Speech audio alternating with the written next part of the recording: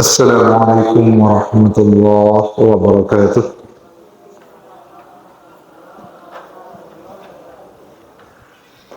إن الحمد لله نحمده ونستعين ونستغفره ونعوذ بالله من شرور أنفسنا ومن سيئات أعمالنا.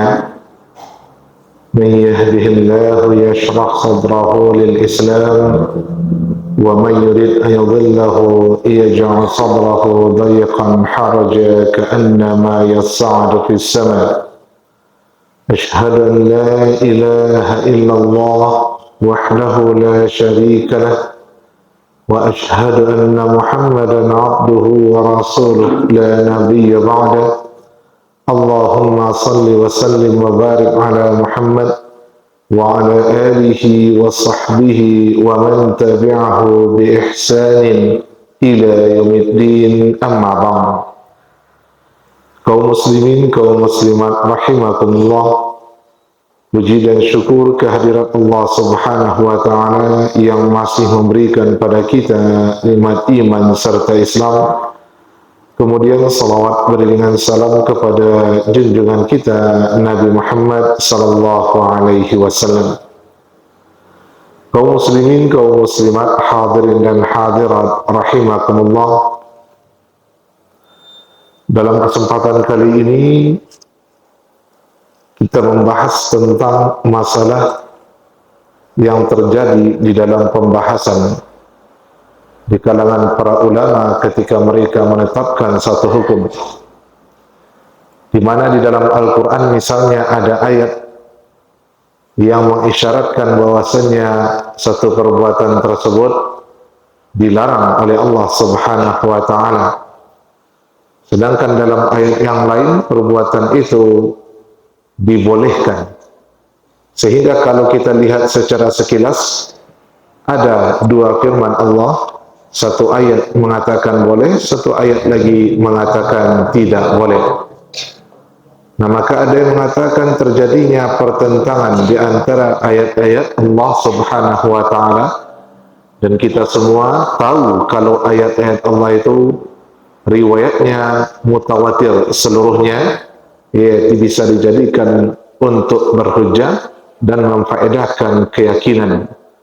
Nah, ketika terjadi kasus seperti itu, ulama mengistilahkannya dengan istilah ta'arud al-adillah.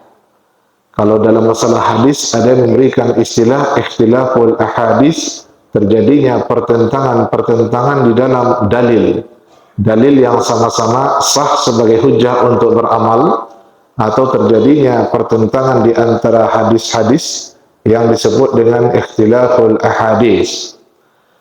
Nah, hal inilah yang menjadi salah satu penyebab adanya perbedaan pendapat di kalangan para ulama, karena ketika mereka berhadapan dengan kasus seperti itu, mereka memiliki metode berbeda dalam menyelesaikannya.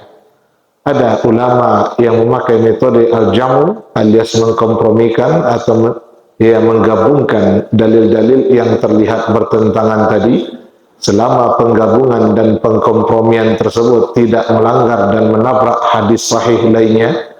Kemudian ada metode yang lain, yaitu metode mentarjih. Mentarjih ini artinya menguatkan salah satu pendapat dari yang ada. Kalau ada tiga pendapat, dikuatkan salah satunya, mentarjih namanya. Kemudian ada juga metode ketiga, yaitu tawakuf. Ayat yang mengatakan boleh dan ayat yang mengatakan tidak boleh, atau hadis yang mengatakan halal sementara hadis yang lain mengatakan haram. Itu tidak dipakai kedua-duanya sampai ada dalil yang tegas-tegas dan jelas menyatakan ini pendapat yang dipakai, ini pendapat yang benar, dan yang lain tidak dipakai. Nah, selama dalil untuk itu tidak ada, maka tawakuf, tidak mengamalkan apa yang ada dalam hadis yang bertentangan tersebut. Nah, itu tiga sikap para ulama dalam menyelesaikan ta'arud al-adillah. Ta'arud artinya pertentangan, adillah artinya dalil-dalil, jamak dari dalil al-adillah. Nah, dalil yang kita maksud di sini adalah dalil yang memang sah sebagai hujjah untuk beramal, yaitu ayat Al-Quran, kemudian hadis sahih dan hadis hasan. Nah, terjadi pertentangan di antara ayat hadis sahih dan hadis hasan. Nah, tiga itulah metode ulama dalam menyelesaikannya. Nah, sekarang yang perlu kita garis bawahi, judulnya saja yang pertentangan, tetapi hakikatnya tidaklah bertentangan. Ya, di kapalua waktu yo bertentangan, tapi dalam pembahasan, dalam penelitian, setelah kita selidiki secara mendetail, maka ternyata tidak ada pertentangan, karena ada nanti cara atau benang merah yang bisa menghubungkan dalil-dalil yang terlihat bertentangan. Nah, oleh karena itu hakikatnya tidak bertentangan karena sumbernya sama, yaitu Allah Subhanahu wa Ta'ala. Namun di pemikiran manusia itulah, ya, atau di penglihatan yang sekilas itulah mereka melihat adanya pertentangan. Nah, sekarang ada contohnya dalam Al-Quran, ayat bertentangan dengan ayat kalau dilihat secara sekilas. Nah, kemudian ayat bertentangan dengan hadis sahih kalau kita lihat secara sekilas. Nah, kemudian ada pula hadis sahih bertentangan dengan hadis sahih dalam pemikiran kita, bukan dalam hakikatnya. Karena syariat Allah mustahil bertentangan. Nah, sekarang contohnya dalam Al-Quran, surat An-Nisa, surat yang keempat, ayat 48. Ya, kita pending pembahasan kitab Al-Arba'in. Hari ini kita membahas tentang Ta'arud Al-Adillah. Surat An-Nisa ayat yang keempat, surat yang keempat ayat 48. Allah Subhanahu wa Ta'ala telah berfirman, A'udzu billahi minasyaitonir rajim. Bismillahirrahmanirrahim. Innallaha la yaghfiru an yushraka bih wa yaghfiru ma duna dzalika liman yasha. Shadaqallahul azim. Innallaha, sesungguhnya Allah, la yaghfiru, tidak mengampuni orang yang mempersekutukannya. Innallaha la yaghfiru an yushraka bih. Allah tidak mengampuni dosa karena mempersekutukannya. Wa yaghfiru ma duna zalika, dan mengampuni dosa yang selain itu. Liman yasha, bagi orang yang Allah kehendaki. Wa man yusyrik billah, dan siapa yang mempersekutukan Allah, faqad iftara itsman azima, sungguh dia telah melakukan dosa yang sangat besar. Allah tidak mengampuni dosa orang yang mempersekutukannya, dan Allah mengampuni dosa selain itu, alias selain syirik, bagi orang yang Allah kehendaki. Nah, siapa yang syirik, berarti dia telah melakukan dosa yang sangat besar. Berdasarkan ayat ini, ada yang menyimpulkan kalau dosa-dosa yang dilakukan oleh manusia, ada yang diampuni dan ada yang tidak diampuni. Yang tidak diampuni adalah syirik. Yang diampuni selain syirik bagi orang yang Allah kehendaki. Nah, di dalam surat yang sama, ayat 116, ya, suratnya masih sama, ayat 116. Allah berfirman dengan kalimat yang sama di awal ayat, Innallaha la yaghfiru an yushraka bih wa yaghfiru ma duna zalika liman yasha. Wa man yusyrik billah faqad dhalla dhalalan ba'ida. Sesungguhnya Allah tidak mengampuni orang yang mempersekutukannya atau dosa syirik, dan Allah mengampuni dosa selain syirik bagi orang yang Allah kehendaki. Siapa yang mempersekutukan Allah, faqad dhalla dhalalan ba'ida, maka sungguh dia telah sesat dengan kesesatan yang jauh atau yang sangat nyata. Nah, dalam surat An-Nisa 48, An-Nisa 116, Innallaha la yaghfiru an yushraka bih. Sesungguhnya Allah tidak mengampuni dosa syirik. Wa yaghfiru ma duna zalika liman yasha, dan Allah mengampuni dosa selain syirik. Nah itu dia dalam ayat 48 dan 116 surat An-Nisa. Nah, maka wajar kalau ada yang mengatakan Allah tidak mengampuni dosa syirik. Nah, selain syirik Allah ampuni. Nah, bagaimana dengan surat Az-Zumar, surat yang ke-39? Surat Az-Zumar, surat yang ke-39 ayat 53. Tadi surat An-Nisa ayat 48 dan 116. Dua kali ya, dengan lafaz yang sama. Tidak ada lagi keraguan. Satu kali saja disebut tidak ada keraguan karena dia ayat. Nah sekarang dalam surat Az-Zumar ayat 53, Qul ya ibadiyalladzina asrafu ala anfusihim la taqnatu min rahmatillah innallaha yaghfirudz dzunuba jami'a. Katakanlah perintah Allah kepada Nabi untuk disampaikan kepada manusia, ya ibadiyalladzina asrafu ala anfusihim, wahai orang-orang yang telah berlebihan dalam menzalimi diri mereka, orang-orang yang telah banyak sekali dosa yang mereka lakukan. La taqnatu min rahmatillah, jangan kamu putus asa dari rahmat Allah. Rahmat Allah di sini artinya ampunan. Nah, kenapa kita dilarang putus asa dari ampunan Allah? Nah, karena innallah yaghfirudz dzunuba jami'a. Sesungguhnya Allah mengampuni dosa-dosa seluruhnya.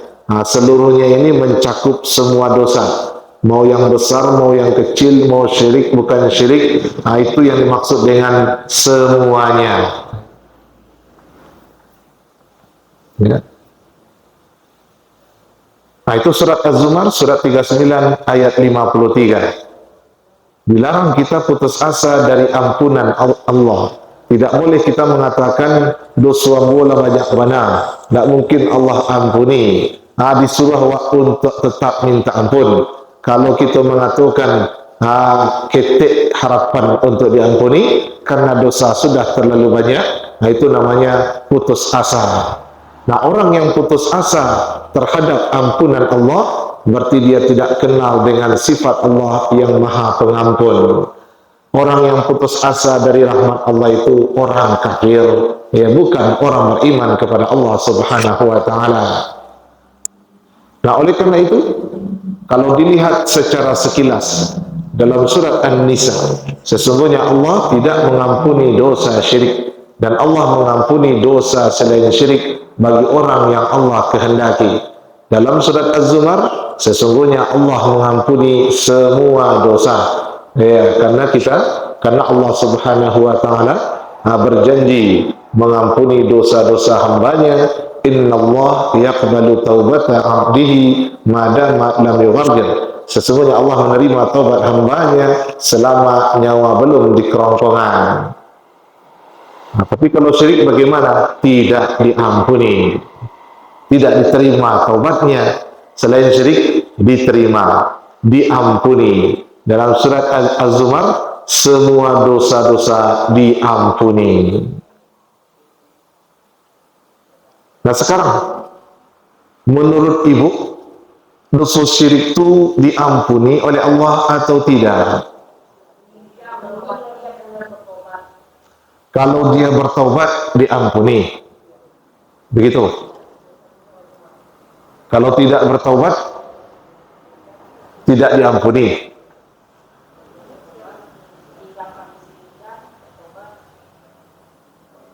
Kalau dia bertaubat dosa syirik diampuni, begitu. Kalau dia tidak bertaubat dosa syirik itu tidak diampuni, begitu. Nah, sekarang dosa lain bagaimana? Itu semuanya. Ya, tentu semua jadinya. Nah, sementara dalam surah An-Nisa ini tidak sama. Dosa syirik tidak Allah ampuni, dosa selain syirik Allah ampuni. Nah, kan beda tuh. Tapi kalau kesimpulannya serupa ini buat kecil kan, kalau bertaubat, diampuni. Kalau tidak bertaubat, tidak diampuni. Samalah syirik jodoh gadang dan lain. Percuma saja dibaca dalam surah An-Nisa, Allah ampuni dosa syirik dan Allah tidak ampuni dosa syirik dan Allah ampuni selain syirik. Ya, percuma ada penjelasan seperti itu. Ayat ini menunjukkan dosa syirik dengan dosa yang lain tidak sama. Nah, kalau dilihat secara sekilas bertentangan. Nah, tapi kita sudah jelaskan di awal, tidak mungkin ayat itu bertentangan karena sumbernya dari Allah, lafaz, makna dari Allah. Tidak mungkin bertentangan. Nah, di mana pertentangan itu? Di kapal awak senyo, di pemikiran awak senyo. Nah, oleh karena itu, para ulama meneliti dan membahas kasus seperti ini dan mereka mendapatkan benang merahnya. Benang merahnya adalah dalam surat An-Nisa itu cerita tentang orang yang tidak bertaubat. Jadi surah An-Nisa itu dipahami itu cerita orangnya tidak bertaubat. Nah, kalau orangnya tidak bertaubat, dosa syirik tidak diampuni. Dosa selain syirik kemungkinan diampuni, kemungkinan tidak diampuni. Liman yasha, sesuai dengan kehendak Allah. Dia tahu diazab atau diampuni. Nah, itu kalau dosa selain syirik. Tapi kalau dosa syirik ini tidak bertaubat, tidak ada cerita. Kata Ibnu Katsir misalnya dalam tafsirul Qur'anil Azim, tafsir Ibnu Katsir, beliau menyampaikan pendapat untuk menyatukan ayat-ayat yang terlihat bertentangan. Allah tidak mengampuni dosa syirik karena dia tidak bertaubat sebelum mati. Allah mengampuni dosa selain syirik kalau dia tidak bertaubat sebelum mati, tapi ada catatan liman yasha, sesuai dengan orang yang Allah kehendaki. Kalau Allah berkehendak, Allah ampuni dosa orang tersebut sekalipun dia tidak bertaubat sebelum mati. Kalau Allah berkehendak, dia tetap diazab karena melakukan dosa dan dia tidak bertaubat sebelum mati. Nah, inilah pembeda antara dosa syirik dengan dosa-dosa lainnya. Kalau surah Az-Zumar itu ceritanya taubatnya sebelum mati. Maka sadu dosa diampuni. Nah, jadi kalau bertaubat sebelum mati, diampunilah dosa-dosa seluruhnya. Tapi kalau tidak adanya taubat sebelum mati, maka kalau syirik tidak diampuni. Kalau selain syirik, kemungkinan liman yasha, orang dan Allah kehendaki, bisa dapat ampunan, bisa tidak dapat ampunan, tergantung fi masyiatillah. Nah, itu yang disampaikan oleh Imam An-Nawawi karena beliau mengutip satu hadis dalam kitab Sahih Muslim, seorang laki-laki membunuh dirinya dengan menyayat tangannya. Nah, ketika tangan disayat, darah keluar, habis darahnya, matinya. Nah, meninggal sahabat tadi. Nah, kemudian teman dari yang bunuh diri ini bermimpi. Bermimpinya bersobok jo kawan dan bunuh diri tadi. Memakai pakaian yang bagus, pokoknya penampilannya rancak. Bertanya sahabat yang bermimpi ini kepadanya, apa yang Allah lakukan kepadamu? Apa yang terjadi? Ghafarali, Allah telah ampuni dosaku. Ini bunuh diri kok. Ada tangnya dalam mimpi kawannya bertanya, apa terjadi? Allah ampuni yang bohong. Itu tangan berapa bungkus itu tuh? Ada apa dengan tanganmu? Dijawab, Allah tidak kembalikan apa yang telah aku rusak. Hanya bunuh diri dengan merusak tangannya, menyesai tangannya. Keluarlah darah. Tidak henti-hentinya sehingga dia kehabisan darah, meninggalnya. Kini tangan yang rusak tadi tidak Allah kembalikan seperti semula. Itulah yang terjadi. Besoknya, paginya dia melapor kepada Nabi SAW. Ya Rasulullah, saya bermimpi dengan si fulan yang bunuh diri. Katanya dosanya diampuni oleh Allah, tapi tangannya tidak dikembalikan seperti semula oleh Allah. Lalu Nabi SAW bersabda, Allahumma waliyadaihi faghfir. Ya Allah, kembalikan tangannya seperti semula. Hadis dari Imam Muslim. Kata Imam An-Nawawi, salah satu keyakinan Ahlus Sunnah wal Jamaah, dosa syirik tidak diampuni kalau dia tidak bertobat sebelum mati. Dosa selain syirik ada kemungkinan. Ya, enggak lo otomatis diampuni, enggak. Jangan sampai pula kita punya pemahaman, yang penting kan enggak syirik dah. Ya, kalau enggak syirik, enggak tobat nawa diampuni. Ada kemungkinan.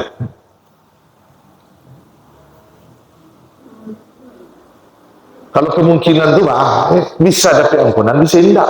Kalau nak dapat ampunan, itu contohnya hadis sahabat yang bunuh diri tadi. Disimpulkan di sana, orang yang tidak bertaubat dari dosa besar selain syirik, bisa Allah ampuni, bisa tidak. Fi masyiatillah. Bukan berarti kesimpulannya yang penting jangan syirik, yang lain lakukan. Agi al-tarwi, namuan. Ya, itu namanya mempermainkan. Allah memberikan aturan seperti itu karena Allah sangat mengistimewakan kita umat Muhammad SAW. Allah menyempurnakan kasih sayangnya untuk kita, dibuat seperti itu. Dalam hadis Imam At-Tirmizi, kalau di hari akhirat ada yang nanti membawa dosa sebesar planet, maka nanti ampunan Allah lebih besar dari itu selama dia tidak membawa dosa kesyirikan. Oleh karena itu, kalau dosanya dosa syirik ingin diampuni, taubatlah sebelum mati. Kalau dosa selain syirik, kita juga disuruh bertaubat sebelum mati. Tapi kalau dia tidak bertaubat sebelum mati, Allah bisa mengampuninya, Allah bisa tidak mengampuninya, bisa tidak diazab, bisa terus diazab. Tapi masyiatillah, dia berada dalam kehendak Allah. Apa yang Allah inginkan itulah yang terjadi padanya. Kalau untuk syirik sudah ditetapkan, tidak ada cerita, tidak akan diampuni kecuali dia bertaubat sebelum mati. Itu Bapak dan Ibu. Sehingga ayat ini dengan ayat itu tidak bertentangan. Surat An-Nisa ceritanya tentang orang yang tidak bertaubat, baik dari dosa syirik maupun dari dosa yang lain. Bagaimana kondisi orang seperti itu? Tidak diampuni dosa syiriknya, ada kemungkinan diampuni dosa yang lainnya. Kalau awak pemainkan itu, dengan cara melakukan dosa-dosa besar, lalu dilarang dia orang, ini syirik yang tidak boleh, itu mempemainkan, tidak mensyukuri kasih sayang Allah Subhanahu Wa Taala. Begitu sayang Allah kepada kita, baca Subhanallah cik dapat pahala 10. Satu kebaikan 10 kali lipat. Baduto wak cie ditulis dosa cie. Baniak wak baduto tapi tidak jadi ditulis puluh dapat kebaikan cie. Bayangkan kalau baca subhanallah 33 kali, dapat kebaikan dalam timbangan di akhirat 330 kali. 330 kebaikan. Nanti alhamdulillah juga begitu. Allahu Akbar juga begitu. 33 kali. Kalau dijumlahkan semuanya, nilai dari apa yang kita lakukan di timbangan amal soleh 990 pahala. Itu baru sekali salat fardu. Digandoan dengan membaca tahlil sekali.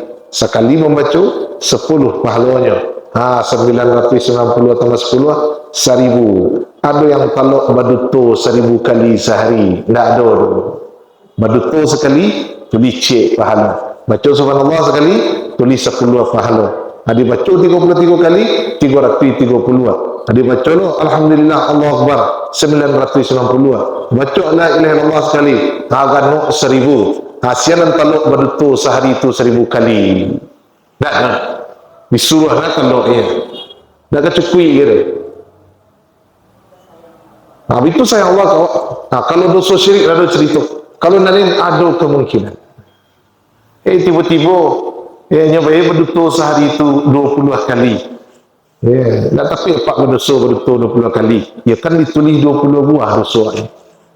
Atau tadi lah membaca zikir subhanallah 33. Kalau ditimbangkan baik. Kan masuk surga juga itu katanya. Itu cilapur. Ya, kecilnya bantu metong labu, ya menggalih tu. Metong pahalu ente. Ya, dapatnya pahalu zikir tu tidak. Kan dalam hadis disampaikan, lah sebanyak tu pahalu. Berarti kan setiap selesai salat fardu ada 1000 kebaikan pahala dalam timbangan. Berarti 5 kali salat 5.000. Tapi aku masuk neraka je orang. Dia dah pernya pahala tu. Kerajunya dah betul. Niatnya melenceng, cara berzikirnya tak sesuai sunnah Nabi. Atau nya kerajukan amalan yang merusak amalan tersebut. Atau nya kerajukan amalan yang menggugurkan pahala ibadah. Jadi awak ingin menyampaikan model tu rahmat Allah untuk awak, untuk umat Muhammad sallallahu alaihi wasallam. Umat sebelum awak tak ada dapat model tu dong. Salat 50 dia 50 nilai. Tak sengaja baik dosa je dapat dia. Tak sengaja baik dosa, tak berdosa di sisi Allah walaupun hukuman di dunia berlaku, di akhirat tak ada dosa. Baik sekali kebaikan 10 sampai 700 sampai tidak terhingga seperti puasa. Itu juga dalam ampunan dan putih asuh. Dibunuhnya 99 orang. Datangnya ke ahli ibadah santiang, ilmu kurang. Batu dia diampuni dosa yang kau lah terlampau banyak. Hanyalah termasuk dalam ayat asrafu ala anfusihim. Lah banyak mana dosa mah tak mungkin diampuni oleh Allah. Dibunuhnya lah bapak tadi itu ganoknya membunuh orang, sarati orang. Kalau ibu kecekkan syirik itu tidak diampuni oleh Allah. Bagi orang yang sudah melakukan kesyirikan, kalau tidak diampuni, ya sudah, lanjut saja, tangguang basah. Kalau kesyirikan itu tidak diampuni, nanti orang-orang yang masuk ke dalam Islam, berarti syiriknya tidak diampuni. Seperti sahabat yang masuk Islam ketika Nabi sudah di Madinah 13 tahun, Nabi mengajak untuk mengesahkan Allah, tidak mempersekutukan Allah. Dia tidak mau, tetap dia dengan kesyirikannya. Nanti ketika Nabi sudah di Madinah, dekat-dekat Fatu Makkah, atau ketika Fatu Makkah, mereka baru masuk Islam. Apakah kesyirikan mereka diampuni ketika masuk Islam? Ya, diampunilah. Kenapa? Karena dia bertaubat sebelum mati.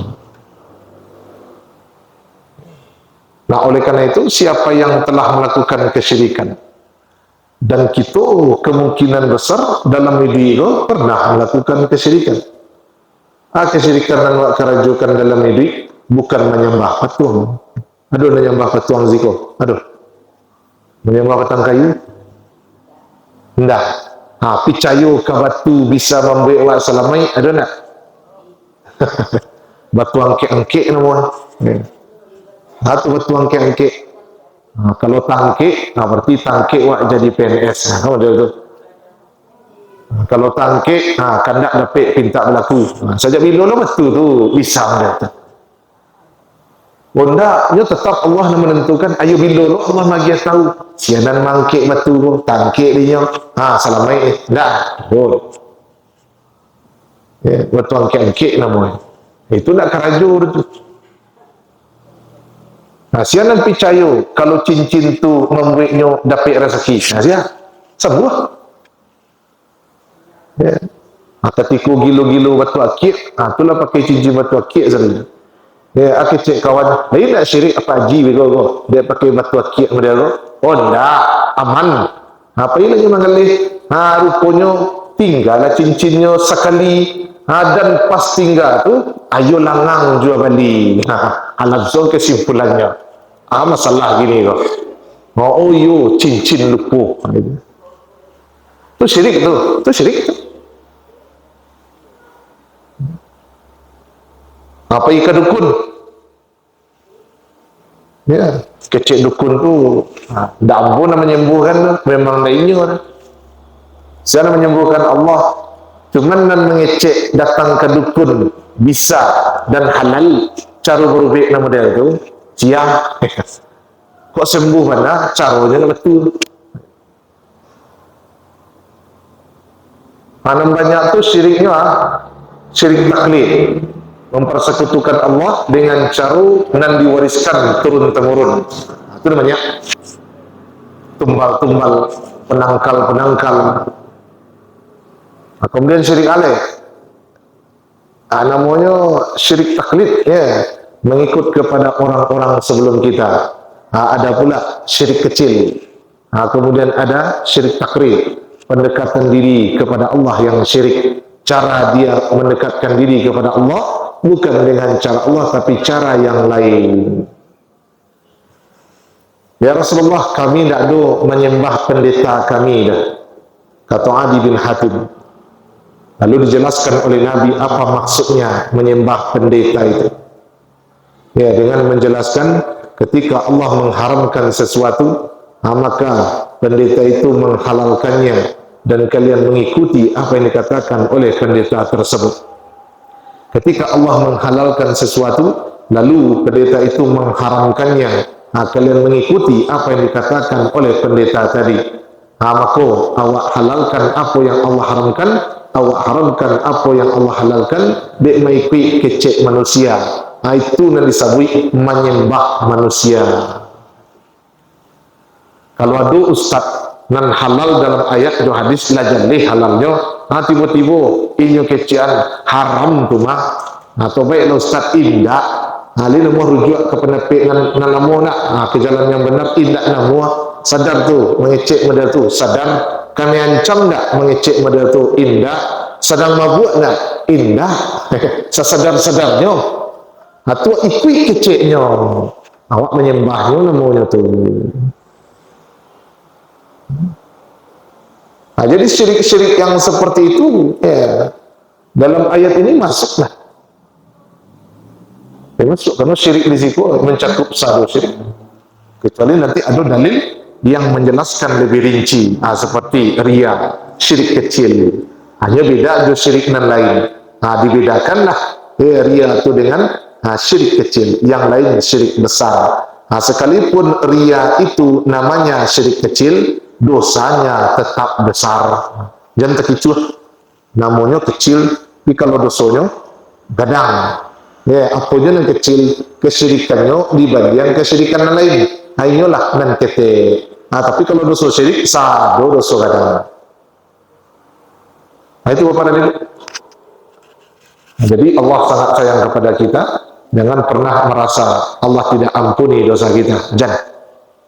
Seperti petiaso. Petiaso itu tidak boleh. Karena Allah ampuni dosa sadonya. Itu contoh ayat dengan ayat. Kemudian kita lihat contoh ayat dengan hadis sahih dalam surat Az-Zumar, ayat 7. Surat Az-Zumar, kalau tadi ayat 53, sekarang ayat 7. Allah Subhanahu wa taala berfirman di pertengahan ayat tersebut. Surat 39 ayat 7.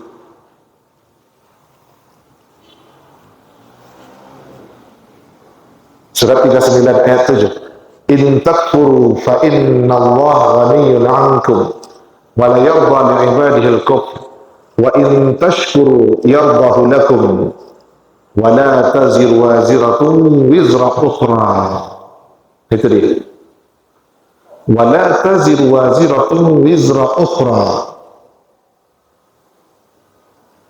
Wa la taziru, dan tidaklah seseorang yang berdosa, waziratun, memikul, wizra ukhra, dosa orang lain.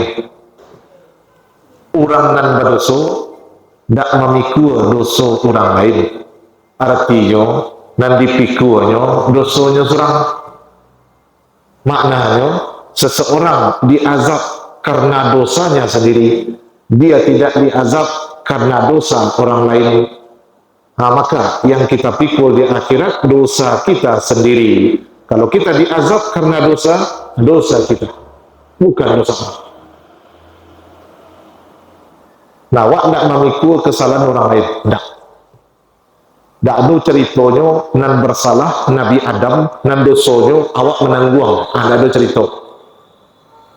Tapi kalau dalam agama Nasrani, ayo tuh, ya, Nabi Adam na melanggar, awak dapat dosanya, makanya nanti ada penyaliban untuk menebus dosa tadi itu.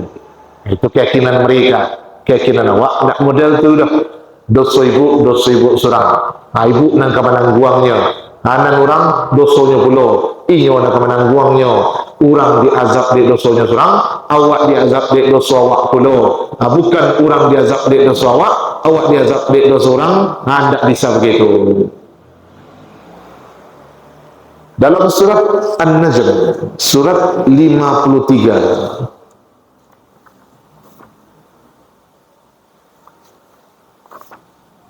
ayat 38,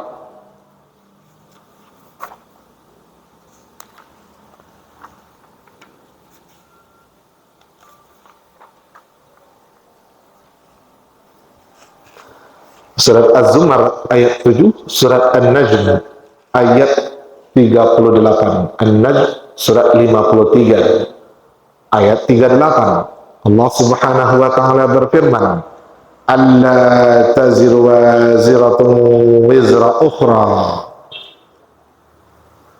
Bahwa tidak akan memikul dosa orang yang berdosa dosa orang lain.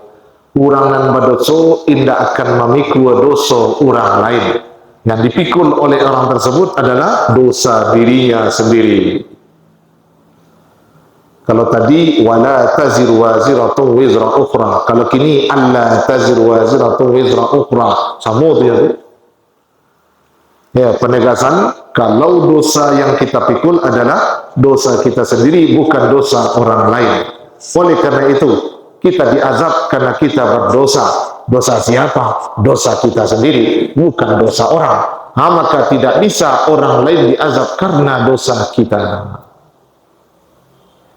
Setuju ibu atau tidak? Yo, wak diazab di dosa seorang. Yo, bisa wak memikul dosa orang lain? Tidak. Jadi kok ada yang mengecekkan anaknya misalnya, satu lah nak lomba tu, awak rancak, rambut panjang, kulit putih, di negari kok engkau nampak yang rancak. Satu lah lomba tu, lomba putri kecantikan, miss apa tu semua macam, satu lah. Oh, kamu buka aurat tu pak, buka saya lah. Dosonya pak tanggung beko. Itu otak saya tu. Kalau you bisa inyo saya menanggung dosa ada. Dan anaknya kalau buka aurat dia ada dosa lagi.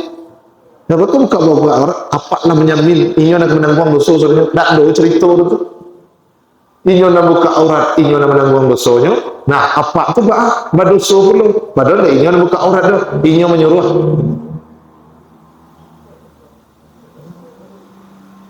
Kalau ada istri buka aurat, suaminya berdosa. Iyo, bapa berdosa. Nak buka aurat kan istrinya, istri itu tanggung jawabnya. Kalau dia nak tahu, dia selamat, dia nak tahu tadi. Kalau lagi ingatkan, dia nasihatinya, peringatkan, bahkan dia ancamnya, buka lah, jatuh talak dia, ada takwi'nya lah, dia buka je. Maka laki-laki tadi lah berusaha mencegah kemungkaran. Makalah pakai kekuasaan, anak mempan je dia. Anak kan enak pak tadi. Tapi kalau inyo punya istri, jali-jali istri kalau rumah buka aurat, tu bah istri apa buka aurat tu? Yalah, dosanya surama. Tidak ada. Awak udah pergi dosa lo, kan inyo nak buka aurat.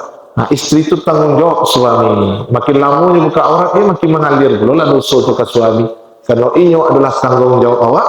Kalau ada suami yang membiarkan istrinya melakukan kemaksiatan, dayus namanya. Dayus itu salah satu dari 3 dan tidak masuk ke dalam surga. La yadkhul jannah, tidak masuk surga. Haramallahu alaihimul jannah. Salah satu qad haramallahu alaihimul jannah. Ada 3 yang Allah haramkan atas mereka surga. Peminum khamar, orang yang durhaka pada orang tua. Ad-dayuth alladzi kirul khabasa fi ahli, orang yang membiarkan kemaksiatan atau dosa terjadi di tengah-tengah keluarganya, dia biarkan anggota keluarganya melakukan maksiat. Di situ nyo menanggung dosanya surang. Hadis tu juga dosa orang dak awak nak menanggung le. Awak diazab di dosa awak seorang. Kini ayat iko dibandingkan jo hadis Nabi nampakno batantangan. Hadisnya hadis Imam Al-Bukhari, hadis dalam Sahih Bukhari itu sahih sebenarnya. Tapi kalau hadis Imam Al-Bukhari dalam kitab At-Tarikhul Kabir, itu tentu sahih lagi. Hadis Imam Al-Bukhari dalam Al-Adabul Mufrad, itu tentu sahih lagi. Tapi kalau hadis Bukhari, riwayat beliau dalam kitab Jami' sahihnya, itu jalih itu sahih itu. Sepakai ulama. Kemudian meitujo sahih Muslim. Innal mayyita la yu'adzab fi qabrihi bi buka'il hayy. Sesungguhnya mayat diazab dalam kuburnya karena diratapi oleh orang yang hidup. Mayit diazab dalam kubur, de orang hidup marato iyo. Dan punya kerajo sia orang nan hidup, nang kena azab sia orang nan mati. Tapi bakecian awak tidak akan diazab di dosa orang lain. Awak hanya memikul dosa awak sendiri sehingga azab itu di dosa awak seorang. Kini ada nomor ratus orang nan hidup, bapa awak nan mati lo nang kena azab dalam kubur.